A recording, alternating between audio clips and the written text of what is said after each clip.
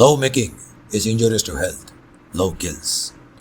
காதல் தோல்வி ஒருத்தரை பைத்தியமாக்கும், கருமாதிக்கு வழி காட்டும். வாழ்க்கையில் காதல் அப்படின்னு சொல்லி சொன்னால் அதோட சந்தோஷமான விஷயம் கிடையவே கிடையாது. தோத்துக்கிட்டு இருக்கிற ஒரு மனுஷனை ஜெயிக்க வைக்கிற விஷயம் காதல். நம்ம எதிர்பார்க்காத விஷயத்தை எதிர்பாராமல் கொடுக்குற ஒரே கருவி இந்த காதல். இந்த காதலுக்கு நிறைய கதைகள் இருக்கு, வாங்க கேட்போம். ஹாய், திஸ் இஸ் சாட்டி. என் பேர் தியோட்ரஸ் சாம் ஜார்ஜ். வணக்கம், என் பேர் ஹாப்பி சென்சிராஜ், நான் dance choreographer. Hi, my name is Nithya. Hi, my name is Jeshwanth. Hi viewers, Kiran யார். பிரேக்கப்பா? எந்த பிரேக்கப் பற்றி சொல்கிறதுன்னு தெரில.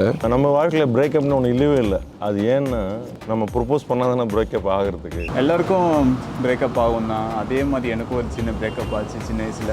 நான் ஒரு 4th ஸ்டாண்டர்ட் படிக்கும் போது எங்கள் ஹிந்தி மிஸ் லவ் பண்ணேன். ஆக்சுவலி ஸ்கூல் லைஃப்பில் நான் ஒருத்தர் லவ் பண்ணுறோமோ இல்லையோ, அந்த கூட இருக்க ஃப்ரெண்ட்ஸ்லாம் சேர்ந்து அது ஒன்று பார்க்குது, அவங்க உன்னை ஃபாலோ பண்ணுறாங்க, நீ அதை ஃபாலோ பண்ணுறேன்னு ஒரு டீமாக செட் பண்ணி நம்மளை ஒரு ஃபார்ம் கொண்டு வந்துடுவாங்க.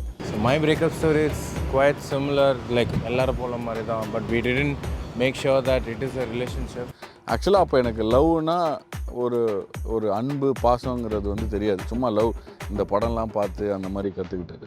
എന്തെന്ന് പറഞ്ഞാൽ ബ്രേക്കപ്പിന് തിരിച്ചു വന്നത് ഇറ്റ് ഈസ് റിയലി ടഫ്. அதாவது அது பிரியும் போது இல்லைங்க, எனக்கு அப்படியே உள்ளெல்லாம் வேர்க்கும், அப்படியே பசிக்கும், ஆனால் சாப்பிடவே முடியாது. Initial stage was a bit tough for me.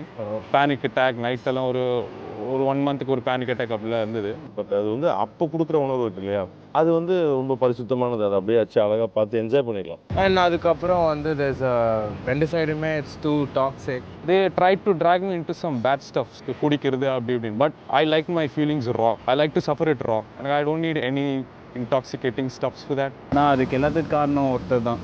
அது பெரிய ஆள் யாருன்னா எங்கள் அப்பா. நான் லவ் பண்ண முதல்ல ஆள் எங்கள் அம்மாவை தான். I got busy in my work, my hobbies. I'm very much into cricket. I'll convert that energy into cricket and I'll do stuffs like that. 3 years after the breakup and I'm rocking now. பிரேக்கப்னாங்க வலிக்கும் தான், ஆனால் அதே நச்சுனா வேலைக்கு ஆகல. அது பண்ணேன், பறந்து போயிடுச்சு. இப்போ இருக்க ஜென்ரேஷன் லவ்வில் நான் யாருக்காவது எதாவது சொல்லணும்னு நினைக்கிறேன்னா, நிறைய பேர் போய் கொலை பண்ணிடுறாங்க. இந்த பொண்ணு நான் லவ் பண்ணல, ஆசிட் அடிச்சிட்றானுங்க. இதெல்லாம் தேவையே இல்லாத ஒரு விஷயம். உனக்கு பிடிச்சிருக்கு, அந்த பொண்ணுக்கு பிடிக்கல. எதிர் அந்த பொண்ணுக்கு பிடிச்சிருக்கு, உன்னை பிடிக்கலன்னா யாருக்கு பிடிக்கலையோ அவ்வளோதான். 2 பேருக்கு பிடிச்சா மட்டும்தான் அது லவ். அது அடுத்து சஸ்டெயின் ஆகி போகும். There's a life after the love. So என்னதான் பிரேக்கப் பண்ணாலும் எல்லாம் கடந்து போகிறது தான் வாழ்க்கை. மனுஷன் ஒன்றே சொல்ல விரும்புகிறேங்க, போதுமே பண்ணு நீ தந்த காயம் அப்படின்னு உங்களுக்கு அப்போ புரியும் பாருங்க.